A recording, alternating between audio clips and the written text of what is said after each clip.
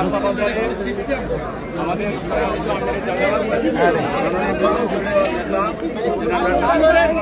এসেছিলেন, তিনি ব্যবসায়ীদের কাছ থেকে প্র্যাকটিক্যাল খবর নিয়েছেন।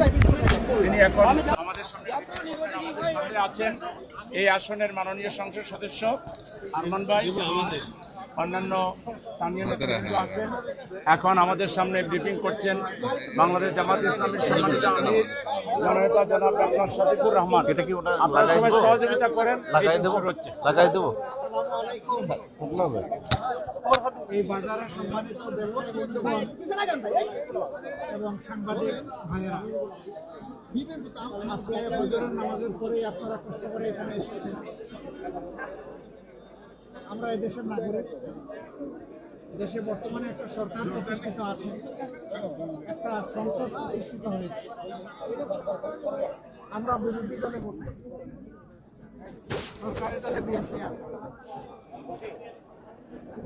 আগের থেকেই বাজার অস্থির, এটা মনে হচ্ছে আরো একটু বেশি অস্থির। কেন অস্থির? মাঝখানে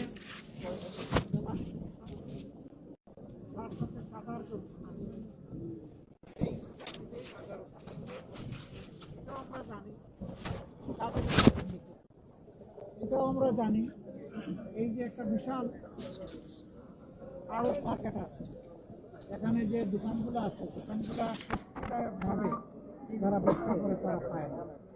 এখানেও দোকানদারি নীরব চাঁদাবাজি আছে, কিন্তু মুখ চেপে কোনো কথা বলতে চায়, আবার মুখ চেপে রাখা হয়। কারা করে চাঁদাবাজি? আফ্রিকার জঙ্গল থেকে এসে কেউ করে না, এখানেই আমাদের সাথে চলাফেরা করে উঠা বসা করে বসবাস করে এই লোকেরাই লাগে। তাদের পরিচয় আমরা সবাই জানি। বিগত সংসদের শেষ অধিবেশনে শেষ দিবসে আপনারা শুনেছেন, আমি পরিষ্কার বলেছি যে সংসদের 300 জন সদস্য যদি সিদ্ধান্ত নেয় যে বাংলাদেশে চাঁদাবাজি হবে না, তাহলে কেউ করার সাহস হবে।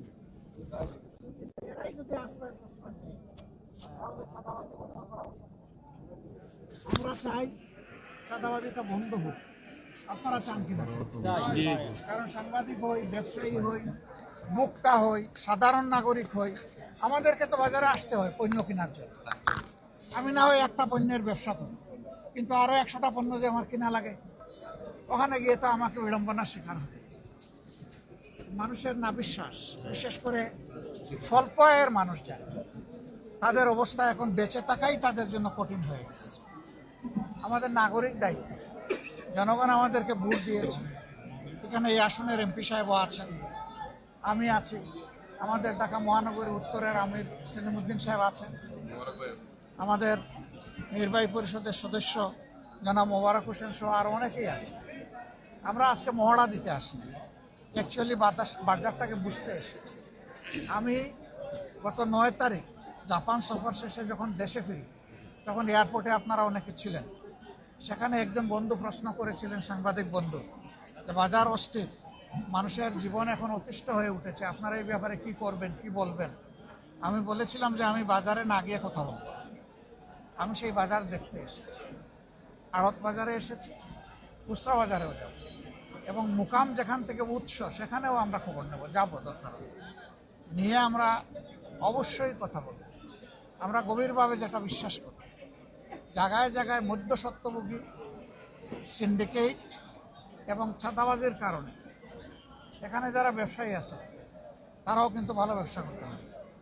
আমরা যারা ভোক্তা আছি, আমরা ন্যায্য মূল্যে আমাদের পণ্যগুলা পাই না।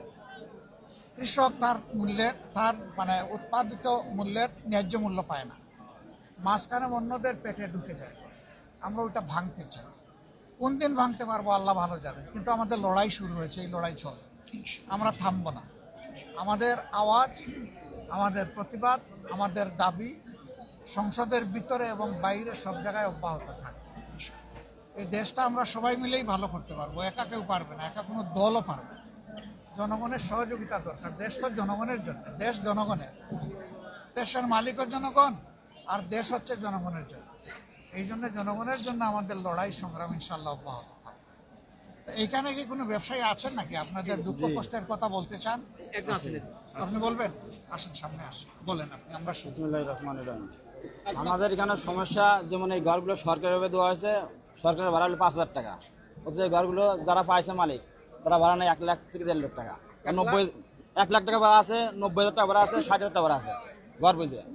এই ব্যবসা সরকার নেই 5,000, জি 13 টাকা স্কোয়ার ফিট, এসব সরকার আর কি ভাড়া নাই। 13 টাকা স্কোয়ার ফিট। জি ওই হিসাবে 400 স্কোয়ার ফিট ঘর আছে, ভাড়া যা আসে।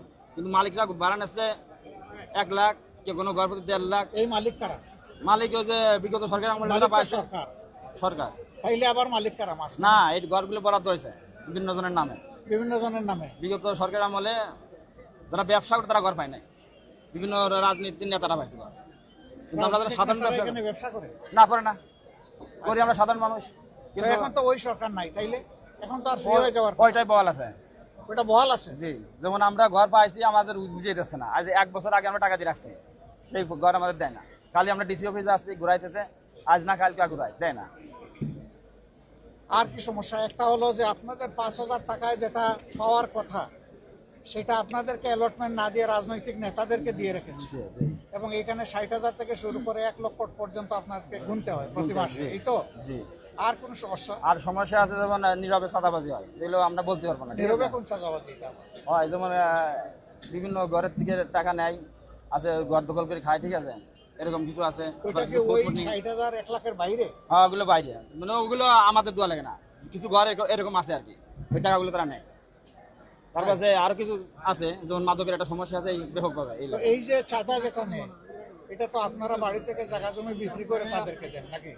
না না, আমরা এখানে ব্যবসা করে দিই আর কি, দিনাদাই করে দিচ্ছি। তার মানে হচ্ছে যে জিনিসটার দাম আজকে 10 টাকা হওয়ার কথা, আপনি চাঁদা দেওয়ার কারণে বাধ্য হয়ে এটা 12 বা 13 টাকায় আপনাকে বিক্রি করতে হয়। এটাই। অর্থাৎ এটার ভার গিয়ে পড়তেছে, বোঝা গিয়ে পড়তেছে জনগণের ঘাড়ে। জি এটাই তো? জি। তা আপনি যে কথা বললেন, এখন আপনার ভীষণ লাগবে যে? লাগতে তো পারেই। লাগতে পারে? জি সাহস আছে। বাড়ি কোথায়? ইনশাআল্লাহ রাজবাড়ি জেলা। রাজবাড়ি। রাজকীয় মন। জি ইনশাল্লাহ আল্লাহ আপনাকে সাহায্য করেন। আমিন। কথাটা সত্য বলেছেন তো? জি জি। বাড়াইয়া তো বলেন নাই। পারাই বলুন। সত্য কথা বলার জন্য আল্লাহ আপনার সাহস এবং শক্তি আরো বাড়াই দিন। আমিন। আর আপনার কোনো সমস্যা হলে আমরা আপনার পাশে থাকবো, কারণ আমরা আসার কারণে এখানে আপনি কথা বলেছি, আমরা থাকবো আপনার সাথে।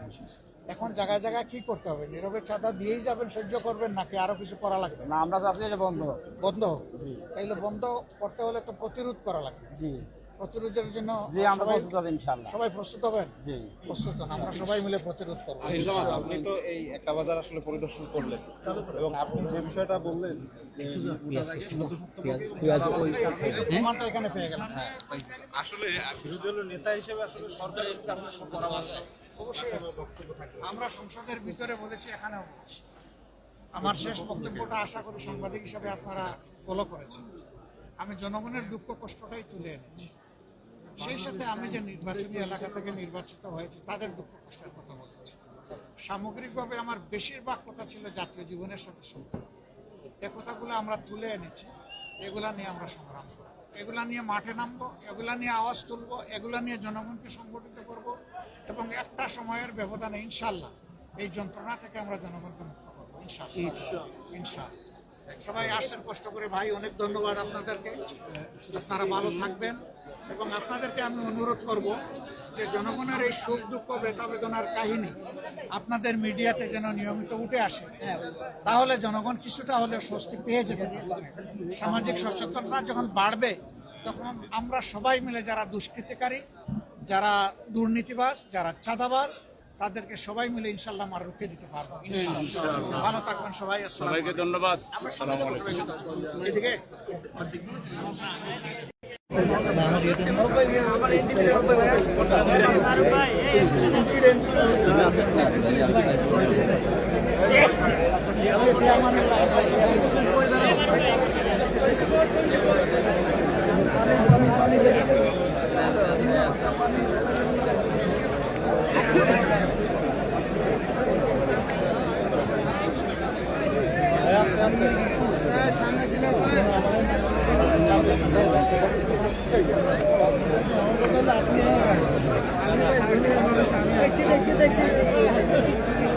দেখছি আমরা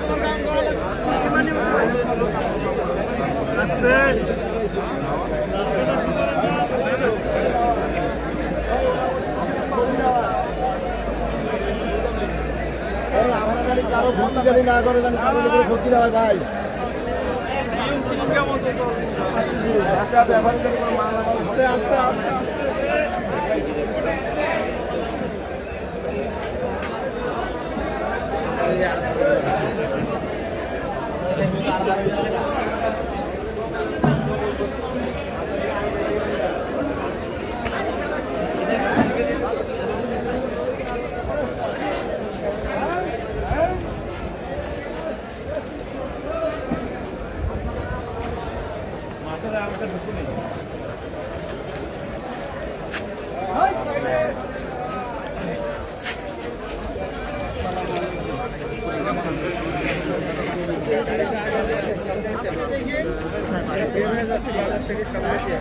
মানসিক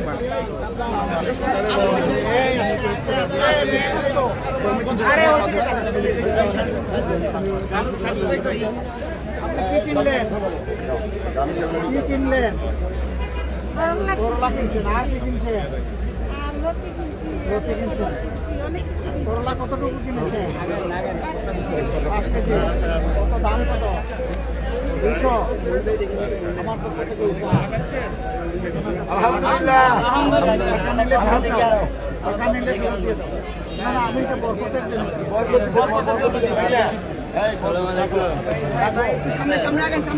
সামনে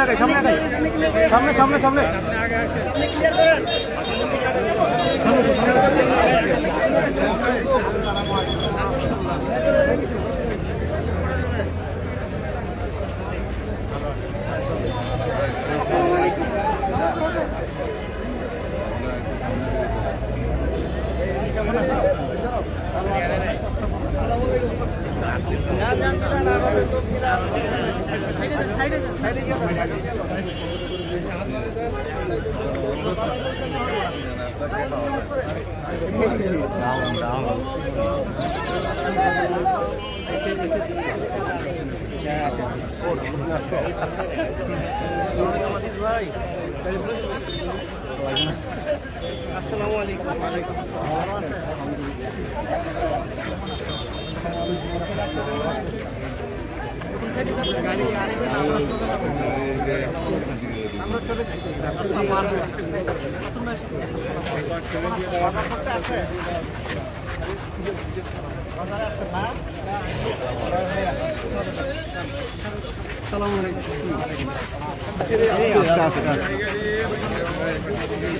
সাথে সাথে হাঁটবেন না ভাই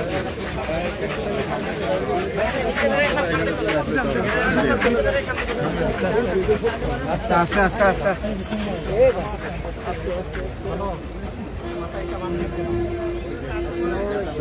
চেঞ্জ ভেঙে আমরা আগে দিলেন তবে আসুন আমরা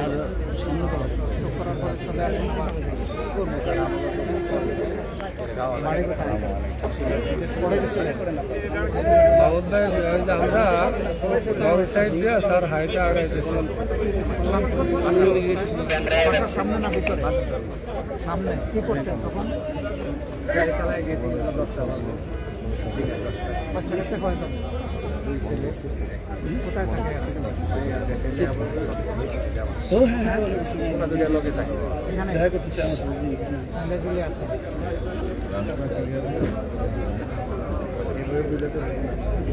চিকিৎসা করায় কিছু খাই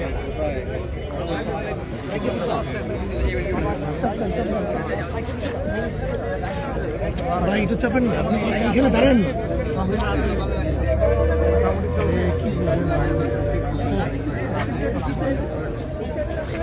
সামনে থেকে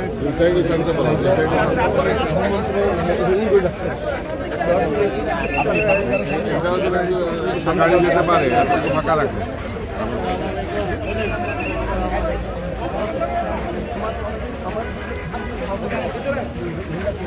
মোর্শেদ ভাই গরুটা পাইতেন রিক্সা যেতে দেন গাড়ি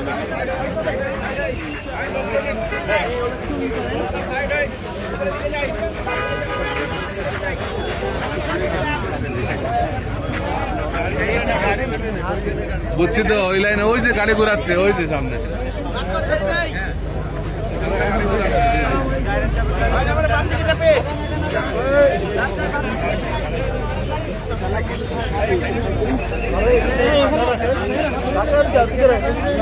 আগে যান